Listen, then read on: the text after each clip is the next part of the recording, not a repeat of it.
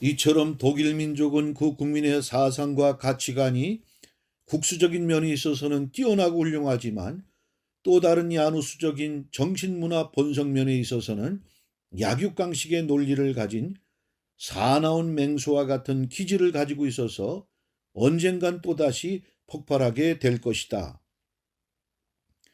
작금의 독일은 2차 세계대전에서 패한 후 연합군에 의해서 강제로 분할 점령되었고 그 다음에 독일의 군사력을 무장 해제시키고 많은 부분에 있어서 여러 가지 법령이나 국제조약으로 제재하게 만들어 다시는 독일이 사나운 맹수와 같이 일어나지 못하도록 하였을 뿐만 아니라 또다시 세계를 흔들 수 없도록 만들었으나 이제는 이유라고 하는 거대한 통일제국을 발판 삼아 그 본색을 또다시 드러내게 될 것이다.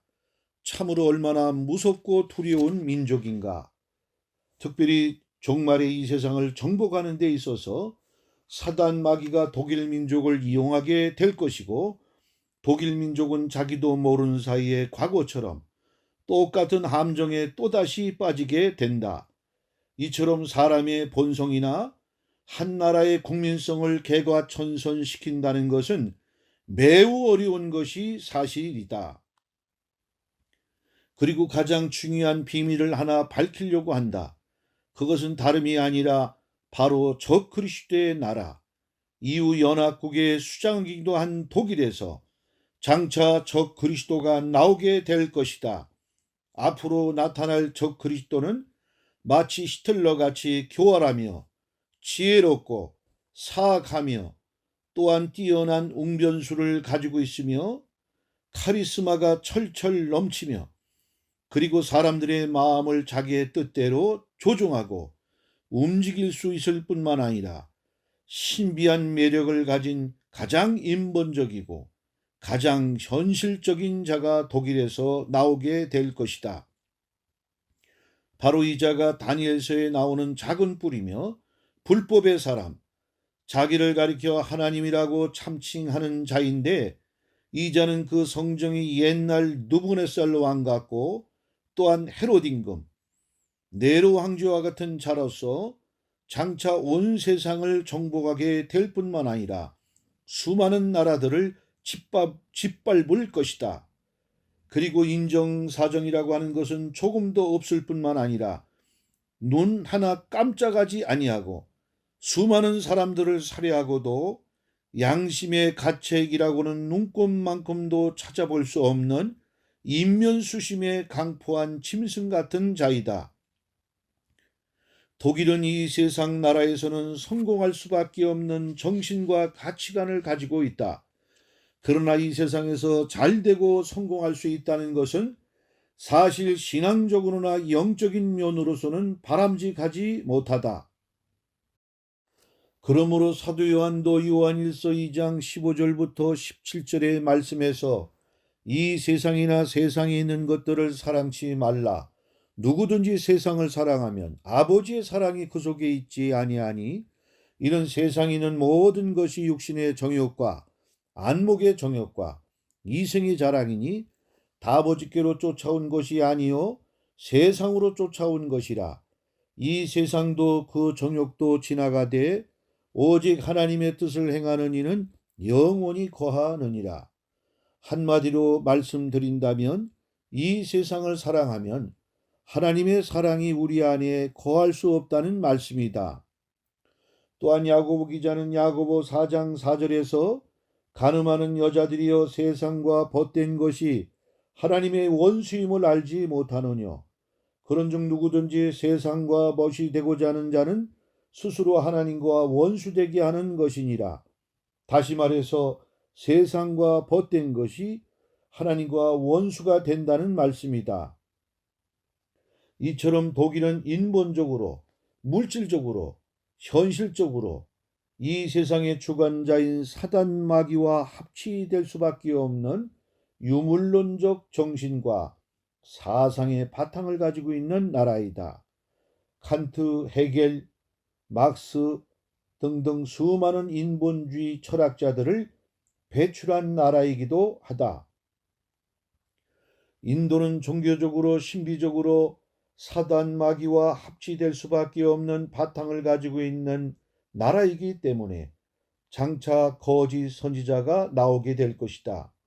이처럼 하나님께서도 또한 사단 마귀도 이 땅에서 일하려면 반드시 자기의 마음에 합한 사람이나 국가를 만나야 하는데, 사단 마귀가 이 세상을 장악하고 있는 가운데 아마 독일 민족은 사단 마귀와 함께 일할 수 있는 가장 합당한 나라가 될 것이다.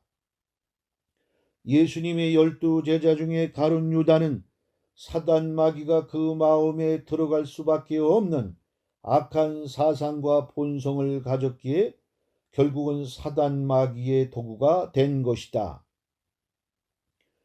특별히 적그리스도는 자기의 정체를 은밀히 감추고 때가 오기만을 기다리고 있는데, 아마 이제 나타날 적그리스도는 현재에 있어서는 EU 국민 중에 유명하거나 드러난 사람이 아닐 뿐만 아니라 EU의 국민들도 전혀 예상하지 못할 사람이다.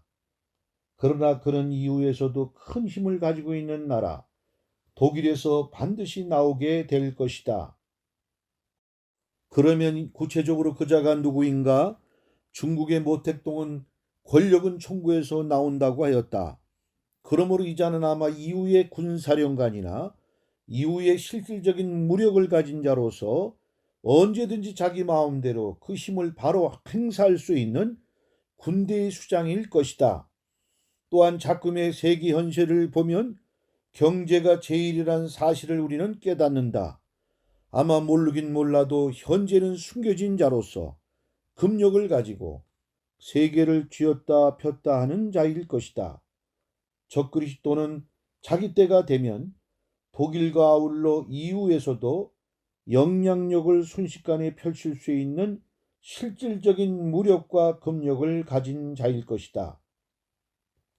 바로 이러한 자가 은밀히 야심을 숨기고 있다가 이후에 대표적 힘을 가진 10개국의 10명의 왕들 중 3명을 먼저 복종시키고 나머지 7명도 설득시켜서 수하를 삼아 EU의 총통이 될 것이다. 다시 말해서 그 EU를 대표할 국가의 수장 10명의 왕들의 지지를 받아 EU를 자기 수중으로 집어삼킬 것이다.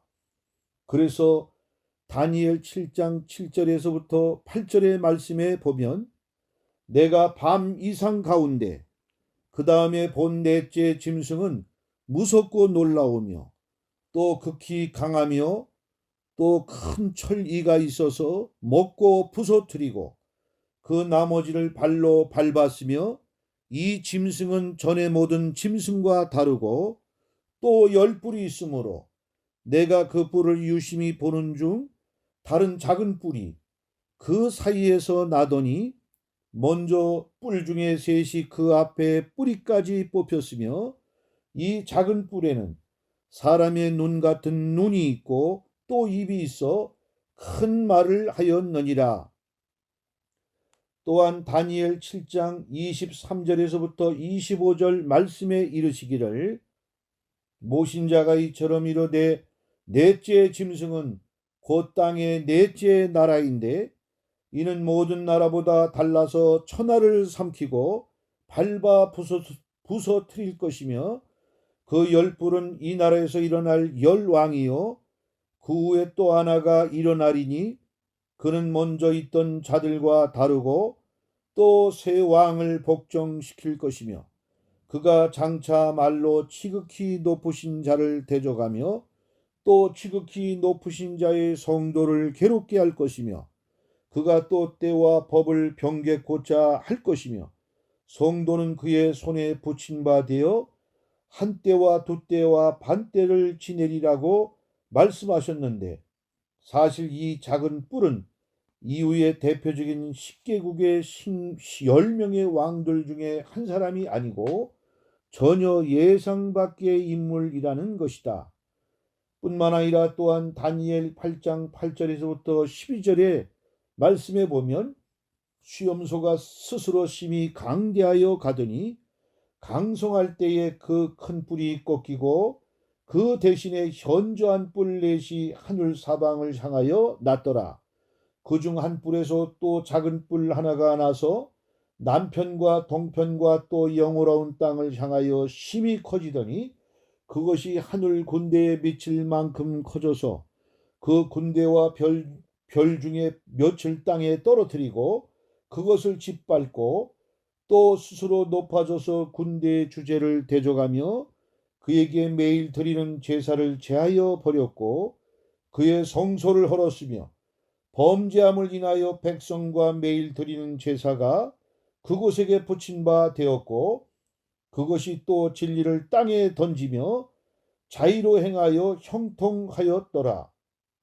또한 다니엘 8장 23절에서부터 25절의 말씀에 보니 이 내 나라 마지막 때에 패역한 자들이 가득할 즈음에 한 왕이 일어나리니 그 얼굴은 엄장하며 계율에 능하며 그 권세가 강할 것이나 자기의 힘으로 말미암은 것이 아니며 그가 장차 비상하게 파괴를 행하고 자의로 행하며 형통하며 강한 자들과 거룩한 백성을 멸하리라.